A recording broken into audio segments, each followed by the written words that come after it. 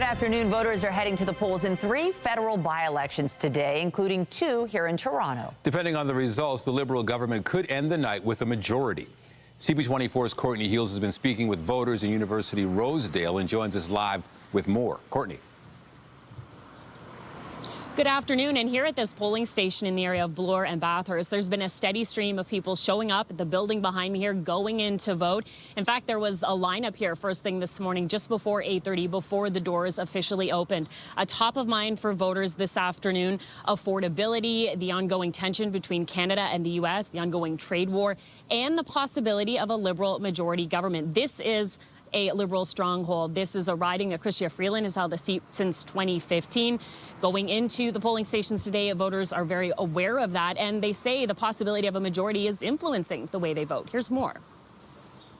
Affordability, social issues, things that include everybody, cost of living. I'm not happy with the Carney Liberals at all, and obviously this is not the election that we're trying to change who's in power, but if we can prevent a majority, I think it'll have a little bit more, just like maintain some checks and balances for bigger decisions.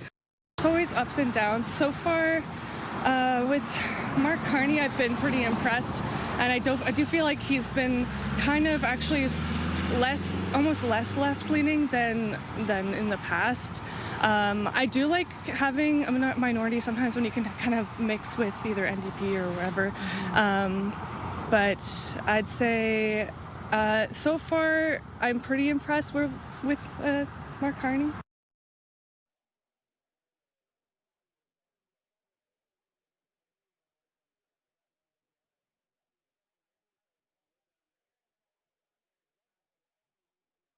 University Rosedale, the Conservatives have Don Hodgson, the NDP, Serena Purdy, and the Greens are running Andrew Massey. In terms of advance voting, a couple of weeks ago, about 9,400 people showed up to cast their ballot. Later today, we will find out just how many people do, in fact, vote in this by-election, especially with so much on the line here. The fact that the Liberals are just 1 seat shy of a very slim majority government. The polls will stay open for the rest of the day, and they close at 8:30 tonight. Back to you. All right. Thank you, Courtney. The by-elections could have major implications for the federal government going forward. For more, we're joined live in studio by CTV's Ottawa Bureau Chief Graham Richardson. Graham, great to have you with us on this big day. Yeah. So let's first talk about the likelihood that the Liberals end this day with a majority. Well, it's pretty good, Michelle. Like, look, it used to be last week even. It was, I called it the meatloaf of politics. 2 out of 3 ain't bad for the by-elections, right? If they get 1 now, it's a majority. So because of the floor crossings. So look, a lot of things are going in the Liberals' direction. I was in Montreal for their convention, and it was party central. You got to remember, this party just a year and a half ago was on, I talked to one MP who said that her internal polling had them at 15 seats at the end of the Trudeau era, and it has been a complete reversal and a complete change. Whether that's because of Trump, because of Carney, a combination of the both. What's been interesting through this all, of course, is that Fortress Toronto has always been supportive, even in the darker times of Mr. Trudeau, and I don't expect that's going to change in these 2 key ridings in Scarborough and Rosedale tonight. You know, when you keep on telling voters that it's going to go one way and they're going to vote this one way, could that impact the actual vote? It could be. I mean, there could be some complacency here, but I think, you know, just kind of like the situation now with politics and with the world. You know, Mr. Carney talks a lot about, you know, with the floor crossers, about petty politics being a thing of the past. We've got to look forward. We've got to talk about unity. I mean, Conservatives will say he's doing that because he's winning and he's growing. But that is resonating in some way, that we're in a different time. The challenges we're facing now are extraordinary. We haven't seen these kinds of challenges in decades. Clearly, whether it's other parties or the public in general, that message is resonating with Canadians in a way I would argue that we haven't seen before. We've had floor crossers before, but not a cluster like this. Quite something. Mm-hmm. It's worth pointing out, though, we've covered plenty of elections, and we've seen over the years sometimes expectations are one way, but the results end up being another. If there were to be an upset today, where do you think that might be? I think if there's an upset or a surprise or a negative for Liberals, it will be the Montreal riding Terrebonne. It was very, very close last time. In fact, It had to be rerun by the Supreme Court because there was a margin of 1 vote. The Liberals feel very strongly they're doing well there, but if there's a surprise, they don't get that. That would be the first sort of chink in the armor of Mr. Carney. Going through that weekend in Montreal, though, it certainly doesn't feel like a party who's that worried about it. But as you say, the voters, the only poll that matters, of course, tonight. So we'll see where it ends up and how well or not they do. All right, one last question. So if we get the Liberal majority that we're all expecting, what happens to Poilievre? That's a very good question. Look, Pierre Poilievre has the support of the party. More than 86% of the party support his leadership. But remember Brian Mulroney. At the lowest of the low, he never lost his caucus. Even Jean Chrétien in the early 90s, when he took over as opposition leader, when you were just a twinkle in your parents' eye, Nathan, you know, they stayed with him even when he was being challenged. What we're seeing is a cluster of MPs from the Conservative side leaving the party and defecting. If that continues, it's going to be very, very hard for him to hold on, depending on the numbers. He says he's holding on now. He's got his party now, except that last week one left. If more and more continue to do that, very, very challenging for Mr. Poilievre going forward. CTV's Ottawa Bureau Chief Graham Richardson, appreciate you stopping in today, and we look forward to all the coverage tonight. Great to see you both. All right, take care. And let's talk about that coverage. It'll cover all 3 by-elections hosted by CTV News chief anchor and senior editor Omar Sachedina and CTV News chief political correspondent Vashi Capellos. It begins at 7 p.m. Eastern on CTV News Channel, and CP24 will also stream at ctvnews.ca and on Crave. Well, to other news, a man in his 20s is fighting for his life in hospital following a shooting in St. Jamestown. It happened near Bleecker and St. James Avenue just before 3 in the morning. Police say they were flagged down to help someone who was injured. The man was rushed to hospital with life-threatening injuries.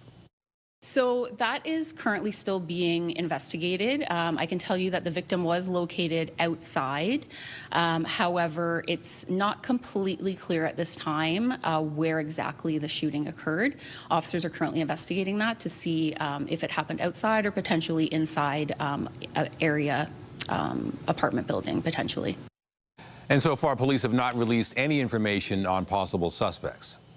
York Regional Police are on the hunt for suspects after shots were fired at a home in East Gwillimbury. This incident happened around 1 a.m. outside a home on Frederick Pearson Street. Police say the shooting was targeted, but no injuries have been reported. So far, they have not provided any details about possible suspects. And a man in his 20s is in life-threatening condition after being struck by a vehicle in Brampton early this morning. It happened near Beauvais Drive West and McLaughlin Road shortly before 5:30 in the morning. Police say the vehicle involved did not remain at the scene. They've not provided a description of the vehicle. A man is fighting for his life in hospital following a single vehicle crash in Etobicoke. This happened around 1:45 a.m. in the northbound ramp from the 427 to the 401. The man was taken to hospital with critical injuries. The ramp was closed for several hours through the morning rush for this investigation. Police are still working to determine the cause of this crash. Still to come, the latest on the war in the Middle East. We'll have more on America's threats to blockade Iranian ports in the Strait of Hormuz. That's a little later in the newscast. But first, the city's set to hold information sessions for anyone interested in running in Toronto's upcoming municipal election. The first session will be held at City Hall Thursday from 6:30 to 8:30 p.m. A second session will be held on May 11th. They'll cover topics like candidate eligibility, campaign financing requirements, as well as how to file nomination papers. The first day to register to run as a candidate is May 1st.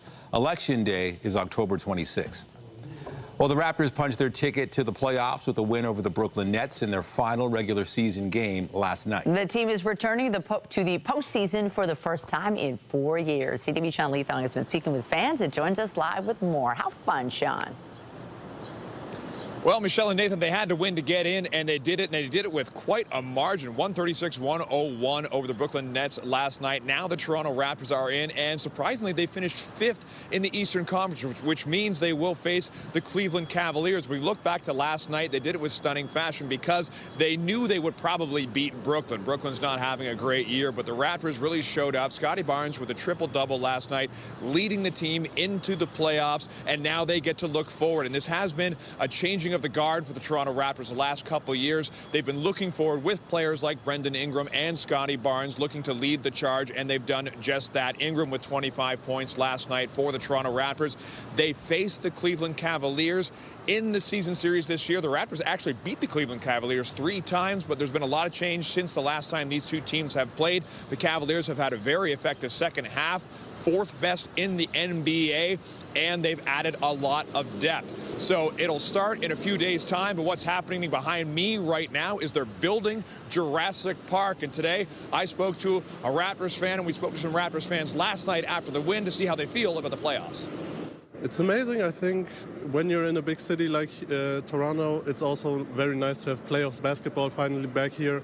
And who knows, maybe they can go to the finals again. It looks like they're playing a team game. I think they'll do well in the playoffs. 4 years, it means a lot to us. We're really excited, and hopefully we do good in the first round. Insane. Yeah, I'm very excited. They're a good team, big bodies, and yeah, I think we'll do well. So you can see the construction happening behind me. That's where Jurassic Park will be. We're expecting fans on Saturday when the Raptors tip off against Cleveland to be screaming here because they are on the road. The last time the Raptors played the Cleveland Cavaliers in the playoffs, it was 2018. The Raptors were swept by the Cavaliers, but back then the Cavaliers had a guy named LeBron James. So a lot's changed. We're looking forward, and we'll see what happens on Saturday. Reporting live, I'm Sean Leathong. Nathan Michelle, send it back to you. Can't wait. Thank you, Sean. Now we turn our attention to the forecast on this Monday. A live look at the city this afternoon. It looked quite nice where Sean was outside Scotiabank Arena. Didn't look like it was raining at all. But the temperature, that is the big story as we embark on another week. It is so mild. And yes, there's some rain to go along with it, but this is some nice April temps.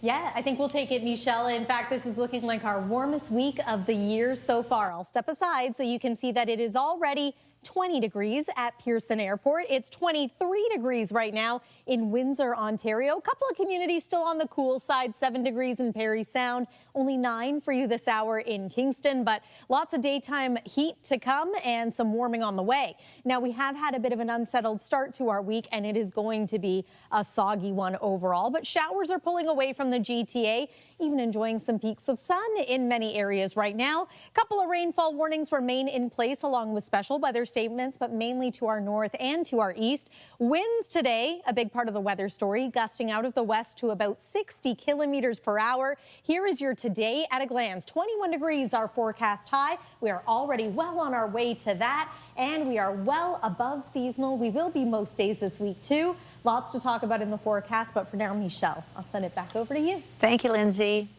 Returning to our top story, the 3 federal by-elections being held today, including those 2 in Toronto, where Scott Hurst joins us live now from a polling station in Scarborough Southwest. We were in University Rosedale earlier in the newscast. Scott, what more can you tell us about this race?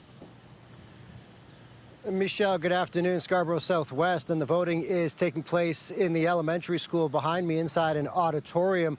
I can't say it's been busy throughout much of the morning, but it has been consistent. There has been a steady stream of voters going inside, casting their ballots in one of these 3 federal by-elections with massive consequences, of course. We've talked about the federal picture, what it means for the federal Liberals. Just one of these by-elections, all they need to do is win one of them to form a majority government and get to that magic number of 172. Now, in terms of what the voters are looking for, some of them did mention the federal picture when we talked to them earlier today, but also others mentioned local issues and the fact that they want these local candidates to take their local messages and concerns to Ottawa. So it's not always, when it comes to the voters themselves, thinking big picture, what this will mean in the House of Commons.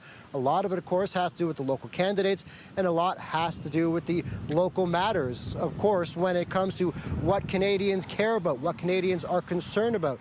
We still hear many times that affordability is a huge concern. We know that in terms of, the price people have to pay, specifically at the pump and on a whole host of other items, from rent to grocery prices. But also, we've heard people talk about healthcare being a concern, housing being a concern. Here's more from some voters we spoke to earlier today.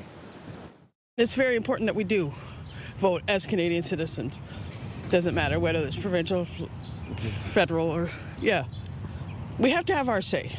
It is important because they learn about us, what we need in that sense, right? So the things that they fight for is what they know we need, right, in that sense. So that's, to me, that's very important.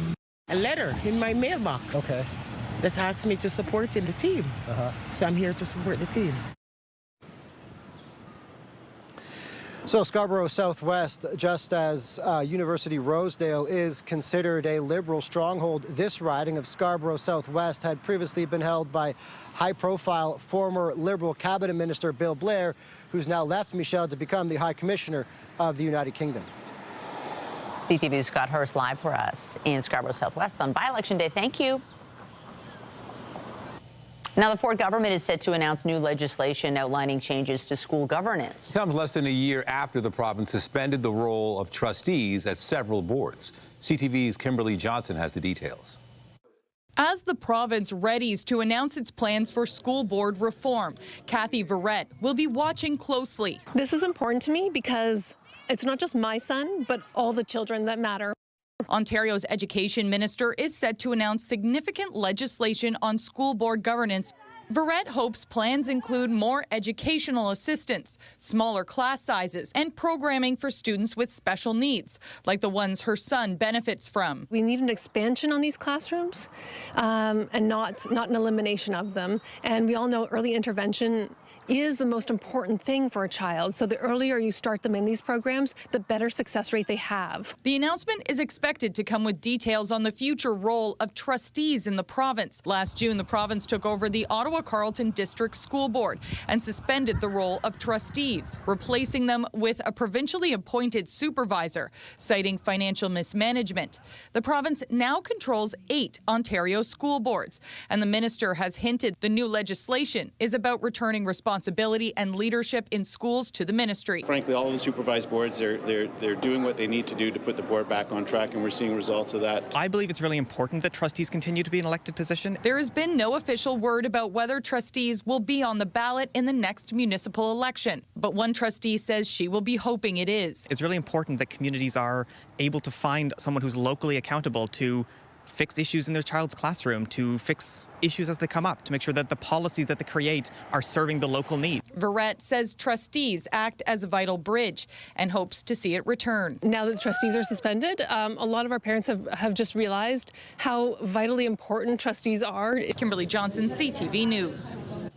The Ford government is introducing legislation to increase WSIB benefits for injured workers. For too long, 65 has been a discriminatory age cap, and that changes. That changes with the introduction of this bill, because right now, we know that those benefits stop when a worker turns 65, regardless of whether they plan to keep working. But Ontario's workforce is changing, and today we know that more than 440,000 Ontarians aged 65 or older are still in the workplace. More people are working longer, contributing their skills, mentoring the next generation, and keeping our economy moving. According to Stats Canada, roughly 444,000 Ontarians 65 or older were still in the workforce in 2025. The legislation would also see the WSIB loss of earnings benefits increase from 85% of a worker's take-home pay to 90%. The province says an injured worker who makes $60,000 a year would receive about $2,400 more in benefits over the course of a year. The battle over coal mining in Alberta's Rocky Mountains has been renewed, with a citizen-led petition gaining momentum. CTV's Kathy Lee has more on what's at stake and the potential impact beyond Alberta's borders. Calving season on this southern Alberta farm depends on clean water. But for ranchers like Laura Lang, coal exploration in the eastern slopes of the Rockies is raising concerns about that supply. The biggest concern is drinking water, obviously, but the concern also is into our food production. While there are no active mines here, Alberta lifted a decades-old coal policy in 2020, opening parts of the eastern slopes to development. After backlash, the policy was reinstated, but some exploration projects moved forward, including one by Australian-owned Northback on Grassy Mountain in the Crow's Nest Pass, previously rejected over environmental concerns. The concern about the proposed Grassy Mountain coal project, which is about an hour west of here, is that it sits on the eastern side of the Rocky Mountains mountains where the water source is. That water then flows down into communities throughout Alberta, into Saskatchewan, Manitoba, and eventually Hudson Bay, raising concerns about contaminants like selenium flowing downstream. Selenium is an essential element. We all need micro amounts of selenium, but you get beyond the point where it then becomes toxic. Northback says if approved, the project would produce steel-making coal, create hundreds of jobs, and meet high environmental standards. Near the Crow's Nest Pass, this rancher says development could help revive the local economy. We had a vote in the Crow's Nest Pass, and 76% were in favor. Everybody around here that I talked to was wanting this. The province says it's finalizing a new coal policy prioritizing water, air, and land while protecting jobs. Meanwhile, country music artist Corbland has launched an anti-coal mining petition, pointing to risks already seen elsewhere. Go across the border into BC. They've been mining the other side of the Rockies in this exact way for decades, and they have a really bad selenium problem. Lang supports the movement, saying some places should remain off limits. This is not the place to do it. For her, protecting this water is about protecting the future. Kathy Lee, CTV News, near Nanton, Alberta. Oil prices are rising today after U.S. President Donald Trump threatened to stop all vessels from entering or exiting Iranian ports. It comes after failed negotiations over the weekend to reach a deal to end the war between the U.S., Israel, and Iran. The blockade took effect at 10 this morning, with U.S. Central Command saying it will be enforced against vessels of all nations entering or leaving Iranian ports and coastal areas. That includes the Arabian Gulf and the Gulf of Oman. Trump had previously threatened the entire Strait of Hormuz. Iran's Revolutionary Guard says the strait still remains under Iranian control. Canada and its NATO allies will not get involved in the U.S. blockade of the Strait of Hormuz. The U.S. president has said American forces would work with other nations to block the waterway. NATO insists it's vital to open the strait, but says it will not be drawn into the conflict by taking part.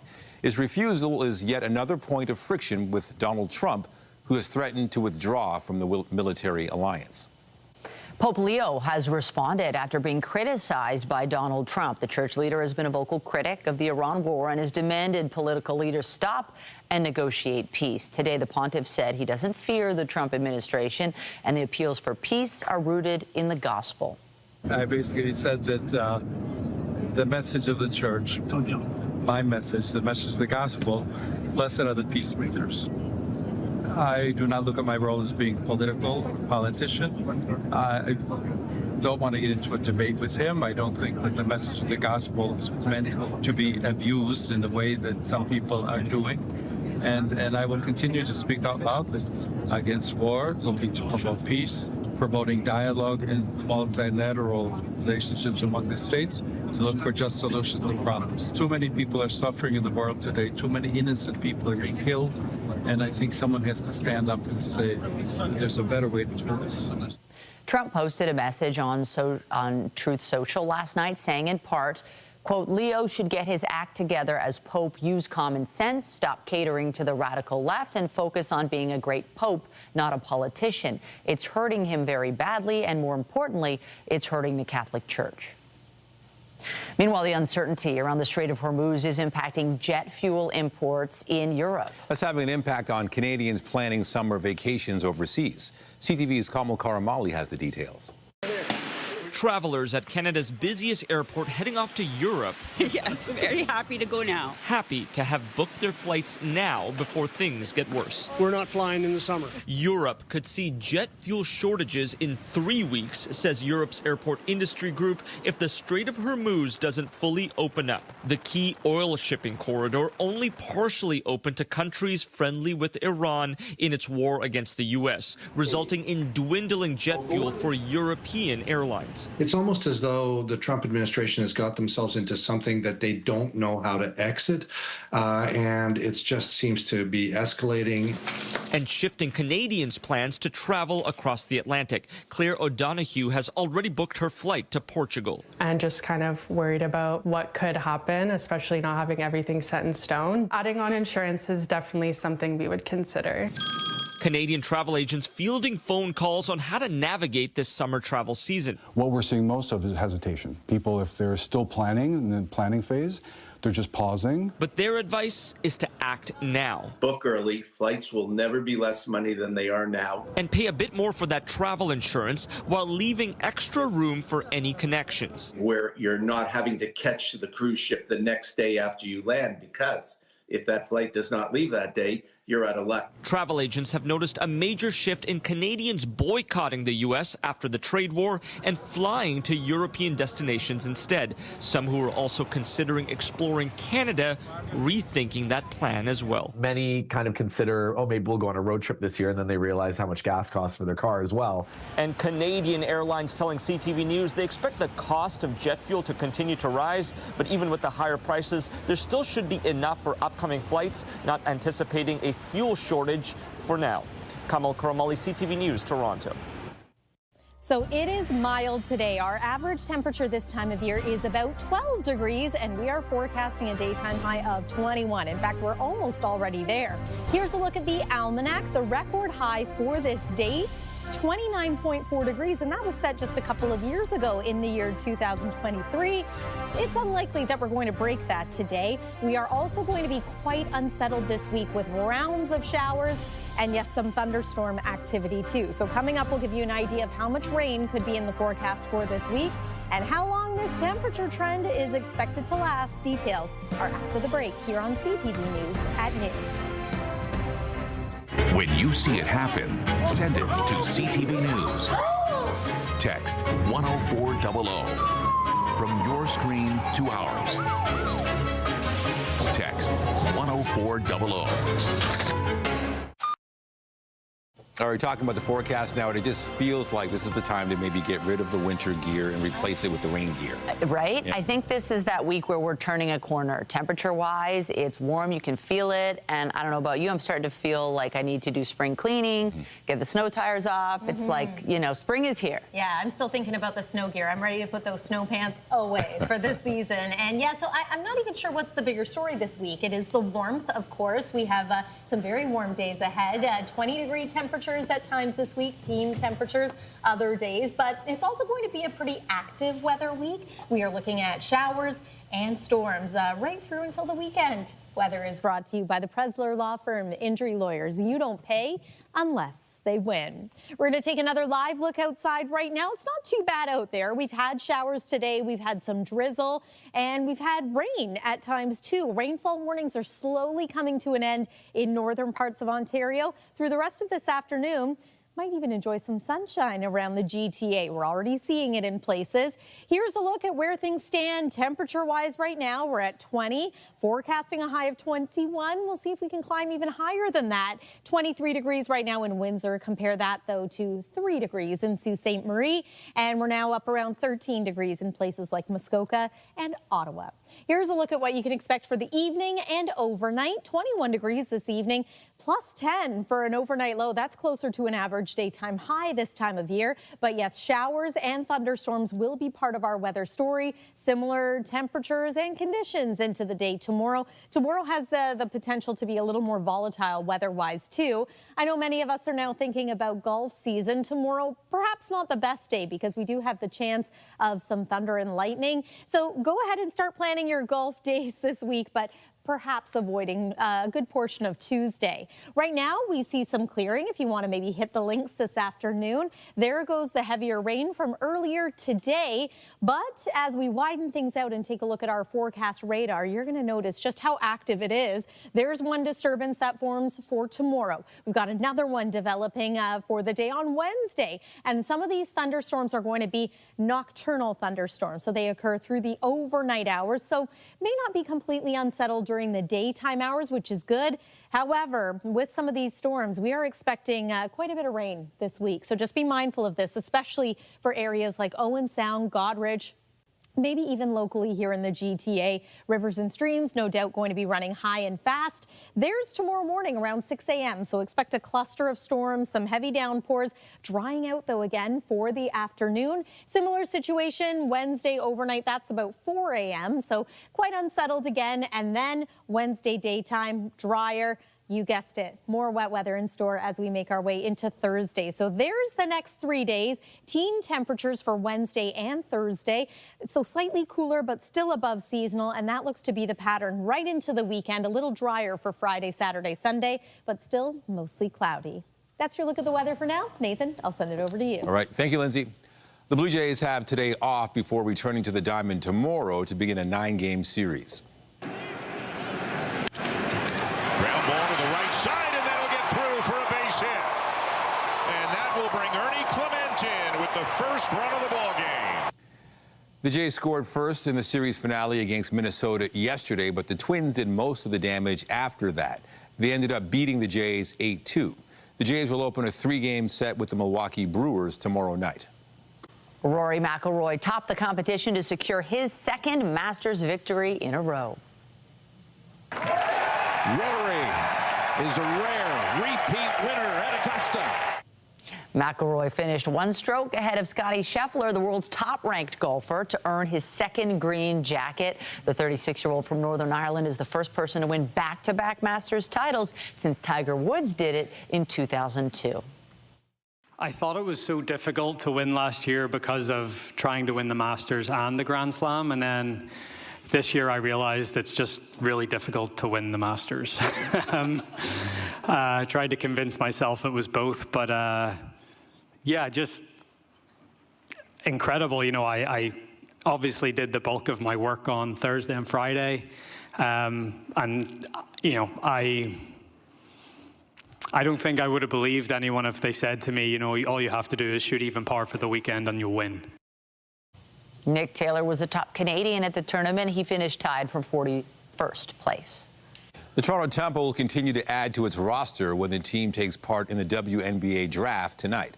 The Tempo have 4 picks in the 3-round draft and just weeks to prepare for the franchise's inaugural season. The team will play exhibition games on April 29th and May 1st before playing the Washington Mystics at Coca-Cola Coliseum in their season opener on May 8th. Still to come, it's an age-old adage, but new research suggests it really does feel better to give than receive. We'll have those details when we return.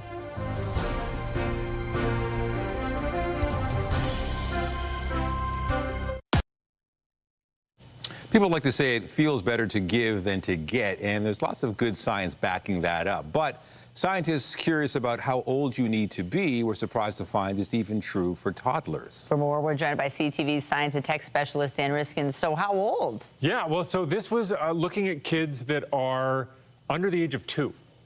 And like, I'm a dad, and I'm not trying to call out my kids when they were toddlers, but you just, like, they don't seem like the most generous people. Toddlers are sort of operating on the principle that they're trying to get things for themselves, and they're lovely and cute, but, you know, and you think that it comes later. But this was a great study where they had these toddlers interacting with a puppet, and the puppet, there was a researcher, the toddler, and the puppet, and in some instances, the child would get a graham cracker. And in other instances, the child would give a graham cracker to the puppet. And sometimes the researcher would give a graham cracker to the puppet. And while this was happening, they were recording video. And then what they did is they took video stills from all these different experiments, and they showed them to an audience that didn't know what the setup was, and just asked, how happy does that kid look? And they rated how happy the kid looked. And the happiest smiles from those toddlers came from the moments where the toddler had just taken a graham cracker from their own bowl and given it to the puppet. That's what brought them the most joy. And I just love that. The idea that we are, you know, that we're good from the get-go, you know, that this is like, this doesn't have to be taught to us, but just has to be brought out of us. It just makes me smile. Right, this is like an opposite story, this Schadenfreude effect. A study looking at how people feel happy when something bad happens to someone they don't like. Yeah, I mean, listen, I see this in politics a lot where the person you don't like politically has a misstep or some kind of embarrassing thing and it goes viral. People just love that feeling of seeing suffering in somebody they don't like. This was an elaborate experiment where people believed they were playing a game against other people through video cameras, like over a Zoom basically, where you have to get your reaction time. But it wasn't actually a real game. It was just a bunch of videos set up so that you would experience losing or winning, and they could experimentally manipulate that. And what they did is they created this bad character that laughed at you and played a loud noise at you when they beat you so that you would hate them. And then later, that person got squawked at, and they tried a bunch of different scenarios. And what they found is when they see that bad person getting squawked at with a really loud noise, they can't help but smile a little bit. If you ask them later, did you smile? They say no, but you can see, and they were measuring their muscles in their face, there is a smile. But here's the kicker, here's what was new, is it's not just when they get that loud noise, also you have to see them wince a little bit. If you don't see the person suffering, it doesn't work. And so this, like, we're even darker than I gave us credit for. Schadenfreude is not like our proudest thing, but it's not enough to see the person getting punished. You have to see them suffer, and then you smile. And I was like, well, that juxtaposes against how much I like the toddlers, for sure. Oh, interesting. Okay, finally, I think this latest study is great for those of us who write for a living. And I guess it turns out that people don't like writing when they find out it's written by AI. Yes, and this is a very simple experiment. You take a bunch of writing, all written by AI, you tell some people it was written by a human, and you tell other people it was written by AI, and you ask them to rate it. And people that believe it's coming from a human rate it higher than people who believe it's coming from AI, even though it's exactly the same words. And what the researchers were trying to find is the exception to that rule. But what if it's really bad writing? Or what if it's really good writing? Or what if it's scientific? Or what if it's poetry?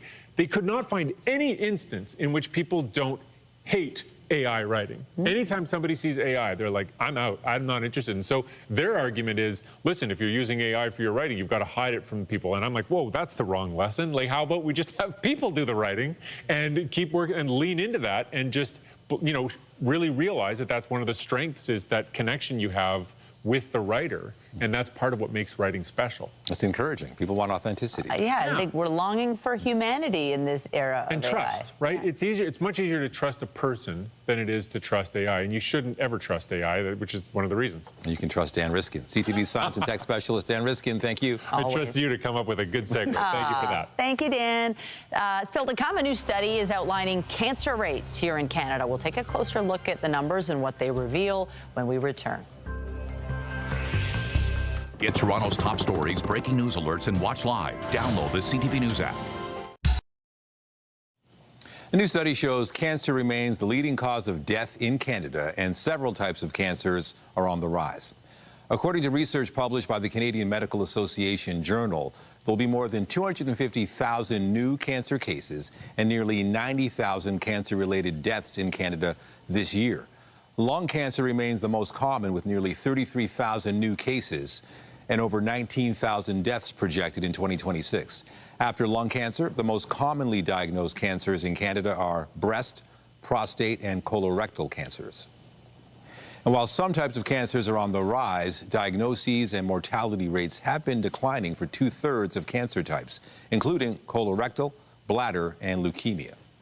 Really showing progress and bringing hope to many people who are facing a cancer diagnosis. And so it's really those two components where we're seeing those challenges in cancers, as you mentioned, around cervical, head and neck cancers, pancreatic cancer, uterine cancer, and melanoma. But we're also seeing significant progress that really can bring that hope, where we're seeing, the advancements in prevention, early detection, and treatments really having an impact for people across Canada. The study also shows cancer rates are higher in Eastern Canada than they are in Western Canada.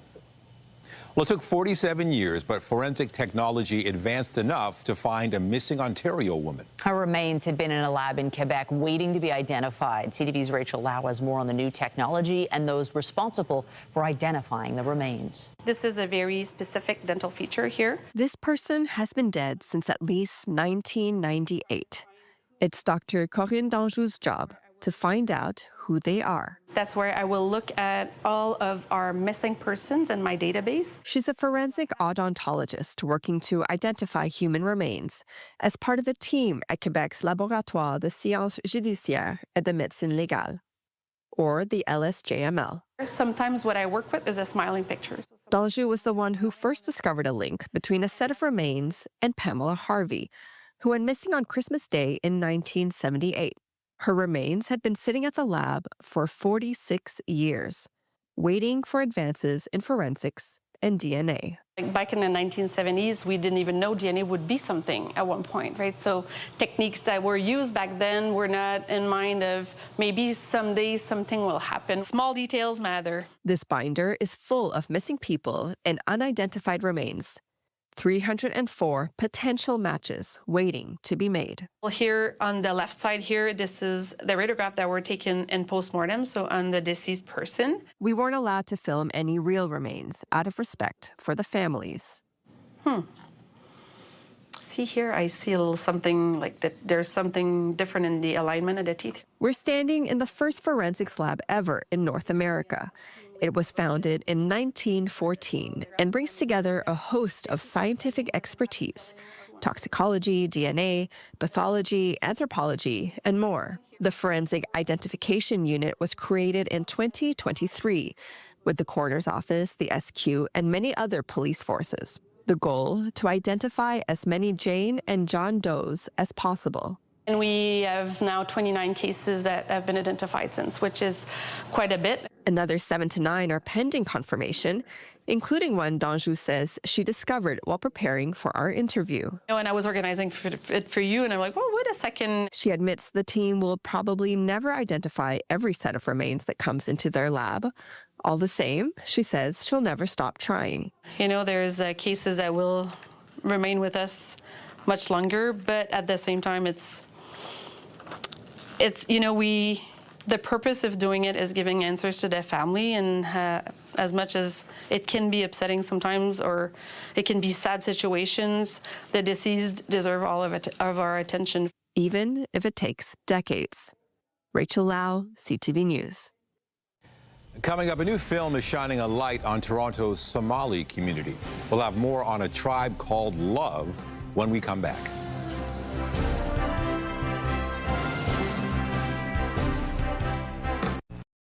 A new film coming out of Toronto is shining a light on a story that many in the local Somali community know exists but rarely talk about openly. CTV's Carol Charles recently caught up with some of the members of the cast. Yeah, Cineplex added another screening. A week after? It's a very exciting time for award-winning director Mohammed Ahmed. Only a week away from the film release, which he describes as his passion project, A Tribe Called Love. It's two lovers that want to be together, but the community is the one that is keeping them apart. If that sounds familiar, it's because it echoes the classic story of Romeo and Juliet. Two lovers kept apart by forces bigger than them. But this time, the story is set in modern-day Toronto, the romantic challenges stemming from tribal divisions within the Somalian community. In my community, we're divided into 4 big tribes. Whatever tribe you're with that's your community, you know? That's who you rely on, that's who you marry, that's how you stay close. However, many second-generation Somali Canadians see tribalism differently than their parents or grandparents did. That's where the character Fatah comes in. Much like Romeo, he's willing to challenge the rules. He wants to break down those tribal barriers and make his own choices. There's like this belief that you're only supposed to be with the people that are around you. Love can be from any culture, it can be from any tribe. If we cannot convince them and we can't change their mind, we'll let them know this is the path that we're on, and this is the path we're willing to take. The film starts with the characters as teenagers, just 14 years old when they first meet and fall for each other. Then a tragic event happens and separates them. 14 years later, they meet again. That same love still there. Love overpowers everything. Just trust your gut, believe in yourself, don't listen to the naysayers, the people that don't want you to do anything. Just love will prevail. Filmed in Etobicoke with a cast of local actors, the director says it's important for young Somali creatives to tell their own stories. This can be the motivation, the inspiration for more young Somali minds to come together to tell their own stories and the way they feel like it needs to be told.